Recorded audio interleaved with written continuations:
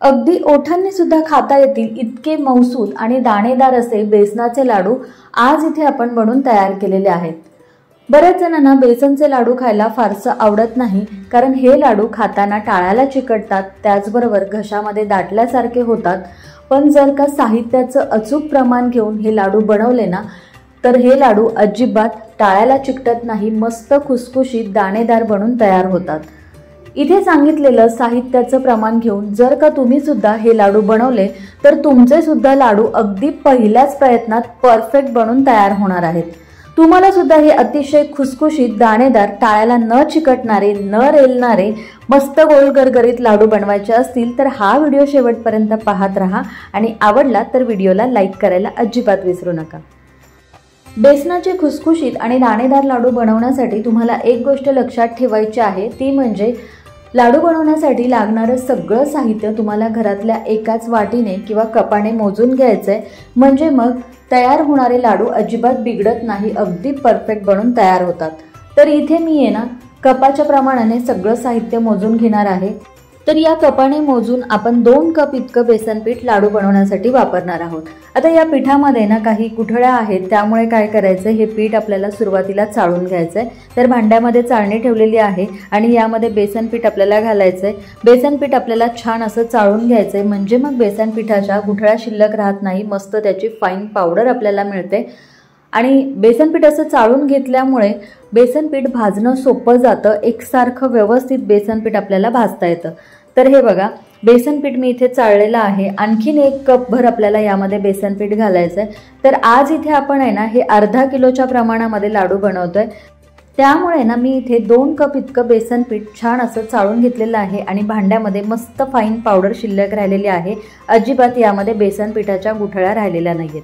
आता यानंतर काय करायचं, इथे मी बघा एक मिक्सरचं भांडं घेतलेलं आहे, यामध्ये आपल्याला 1 कप साखर घालायची। 2 कप बेसन पिठासाठी लक्षात ठेवा इथे आपण 1 कप साखरेचा वापर केलेला आहे। आता 1 कप भर साखर आपल्याला मिक्सरच्या भांड्यामध्ये काढून घ्यायची आणि याला मिक्सरवर फिरून मस्त अशी याची छान बारीक पावडर तयार करून घ्यायची। तर मिक्सरवर फिरून घेतल्यानंतर इथे बघा घरच्या घरी ही आपली पिठी साखर बनून तयार झालेली आहे। अगदी बारीक असं याला मी छान मिक्सरवर वाटून घेतलेलं आहे, मस्त फाईन पावडर साखरेची इथे आपली तयार झाली।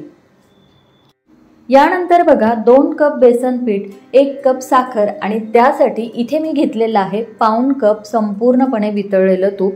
तर लक्षात ठेवा, तूप घेताना संपूर्णपणे वितळलेलं आपल्याला घ्यायचं आहे। घट्टसर तुपाचा जर का तुम्ही इथे वापर केला तर तुपाचं प्रमाण जास्त होऊ शकतं आणि त्यामुळे तुमचे लाडू आकार न धरता बसतील किंवा व्यवस्थित ते गोलाकार होणार नाहीत। तर अशा पद्धतीने मस्त खुसखुशीत दाणेदार गोल गरगरीत लाडू बनवण्यासाठी इथे आपण ही सगळी पूर्वतयारी करून घेतलेली आहे। आता बेसन पीठ भाजायचंय आणि त्यासाठी इथे मी जाड तळाची पसरट आणि खोलगट कढई घेतलेली आहे, ज्यामुळे बेसन पीठ भाजताना ते पटकन कढईच्या तळाशी चिकटून करपत नाही आणि त्याचबरोबर बेसन पीठ भाजत असताना हात सुद्धा दुखून येत नाही। आता आपल्याला बेसन पीठ भाजायचंय म्हणून मी चाळून घेतलेलं बेसन पीठ कढईमध्ये काढून घेतलेलं आहे। तर लगेचच यामध्ये तूप न घालता सुरुवातीला आपल्याला मंद ते मध्यम गॅसवरती बेसन पीठ असंच भाजून घ्यायचंय, म्हणजे मग यातलं मॉइश्चर कमी होतं आणि बेसन पीठ छान असं खुसखुशीत होतं। 2-3 मिनिटं तूप न घालताच मी याला छान असं भाजून घेतलं। आता यामध्ये घालूयात पाव कप बारीक रवा। तर लक्षात ठेवा इथे आपल्याला बारीक रव्याचाच वापर करायचा आहे, जाड रवा असेल तर थोडासा याला मिक्सरवर तुम्ही फिरून घेऊ शकता। त्यानंतर यामध्ये मी घातलेली आहे 1 छोटा पाव चमचा हळद, ज्यामुळे लाडूला रंग खूप छान येतो। तर मी हळद यामध्ये घातली। आता हे सगळं आपल्याला छान असं भाजून घ्यायचं आहे। एक 3-4 मिनिटांसाठी मी याला असंच भाजून घेणार आहे। तर तूप न घालता सुरुवातीला मी बेसन पीठ आणि रवा छान असा मंद ते मध्यम गॅसवरती भाजून घेतलेला आहे। आता यामध्ये घालूयात तूप। तर सगळंच तूप आपल्याला एकाच वेळेला यामध्ये घालायचं नाही, तर घेतलेल्या तुपापैकी अर्ध तूप मी सुरुवातीला यामध्ये घातलेलं आहे। तूप घालून आता याला छान असं आपण पुन्हा एकदा चांगलं भाजून घेऊ। तूप घातल्यानंतर याला आपल्याला तळापासून हलवत चांगलं असं भाजून घ्यायचं आहे। तूप घातल्यानंतर तुम्ही इथे बघू शकता रवा आणि बेसन पिठाच्या गुठळ्या व्हायला सुरुवात झालेली आहे, पण काहीच हरकत नाही, आपल्याला ग्लासच्या मदतीने या गुठळ्या मोडून घ्यायच्यात। तर इथे मी ग्लास घेतलेला आहे आणि व्हिडिओमध्ये दाखवल्याप्रमाणे बेसन पीठ आणि रव्याच्या आपल्याला गुठळ्या मोडून घ्यायच्यात। या गुठळ्या अशा मोडून घेतल्या की म्हणजे मग बेसन पीठ छान असं एकसारखं भाजलं जातं। मस्त गुठळ्या मोडल्यामुळे छान खुसखुशीत सुद्धा होतं। तर हे बघा ग्लासने मी यातल्या ना सगळ्या गुठळ्या अगदी व्यवस्थित मोडून घेतलेल्या आहेत।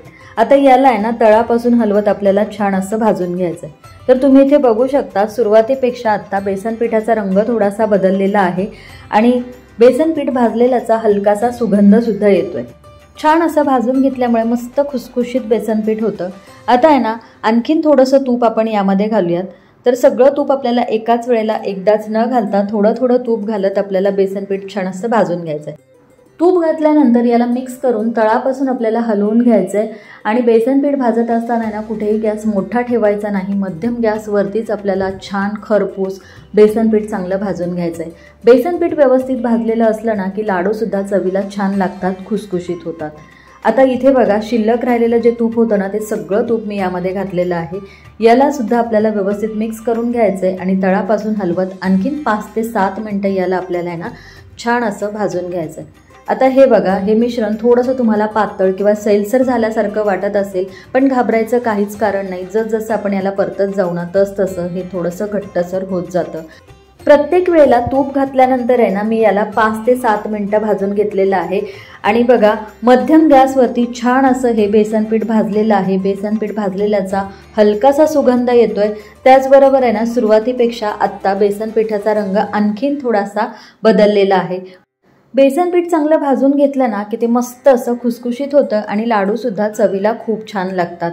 तर तूप घातल्यानंतर आहे ना मी याला आणखीन 5 ते 7 मिनिटं छान असं परतून घेतलेलं आहे। तुम्ही इथे बघू शकता सुरुवातीला हे मिश्रण सैलसर झालेलं होतं आणि आणखीन 5 ते 7 मिनिटं मध्यम गॅसवरती याला छान असं परतून घेतल्यानंतर हे मिश्रण थोडंसं घट्टसर झालेलं आहे। मस्त असं हे बेसन पीठ आपलं भाजलेलं आहे। आता यानंतर आहे ना यावरती आपल्याला थोडासा पाण्याचा हबकारा मारायचा आहे। खूप जास्त पाणी यामध्ये घालायचं नाही, तर थोडंसं पाण्याचा हबका यावरती मारायचा आणि त्यानंतर आहे ना पुन्हा एकदा आपण याला आहे ना 4 ते 5 मिनिटं परतून घेणार आहोत। आता तुम्हाला असं वाटत असेल की यामध्ये पाणी घातल्यामुळे लाडू लवकर खराब होतील, पण पाणी घातल्यानंतर आहे ना याला आपल्याला 4 ते 5 मिनिटं आणखीन परतून घ्यायचं आहे, म्हणजे मग पाण्याचा अंश कमी होतो आणि लाडूसुद्धा जास्त दिवस टिकतात। आता पाणी यामध्ये घातल्यामुळे ना लाडू छान दाणेदार होतात। मस्त हे बेसन पीठ पाणी घातल्यामुळे खुसखुशीत होतं, त्यामुळे लाडू अजिबात टाळायला सुद्धा चिकटत नाही। पाण्याचा हबकारा मारल्यानंतर आहे ना बेसन पीठ मी 4 ते 5 मिनिटं आणखीन मध्यम गॅसवरती परतून घेतलेलं आहे। मस्त असं हे बेसन पीठ बघा छान दाणेदार झालेलं आहे, छान असं खुसखुशीत झालेलं आहे। जवळपास 25 ते 30 मिनिटं बेसन पीठ चांगलं भाजून घेतलं, त्यानंतर गॅस बंद केला आणि हे पीठ थंड होण्याकरता एका बाउलमध्ये काढून घेतलं। जवळपास अर्धा ते पाऊण तास झालेला आहे, पीठ मी पूर्णपणे थंड करून घेतलेलं आहे।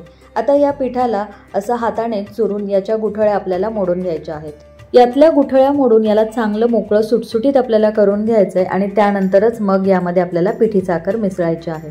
जर का हे मिश्रण गरम असतानाच तुम्ही यामध्ये पिठी साखर मिसळली तर साखर यामध्ये वितळून मिश्रण ओलसर होऊ शकतं आणि त्यामुळे तुमचे लाडू गोलाकार होणार नाहीत, बसतील, आकार धरणार नाहीत। तर त्यासाठी काय करायचं की हे मिश्रण पूर्णपणे थंड होऊ द्यायचं आणि मगच आपल्याला यामध्ये पिठी साखर मिसळायची आहे। तर हे बघा हे मिश्रण आहे ना मी चांगलं मोकळं सुटसुटीत करून घेतलेलं आहे। यातल्या गुठळ्या चांगल्या मोडून घेतलेल्या आहेत।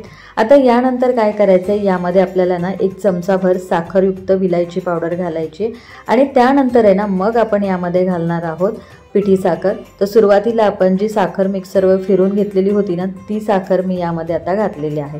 पिठी साखर यामध्ये घालायची आणि आता साखरेला व्यवस्थित या मिश्रणामध्ये चांगलं आपल्याला एकजीव करून घ्यायचं आहे।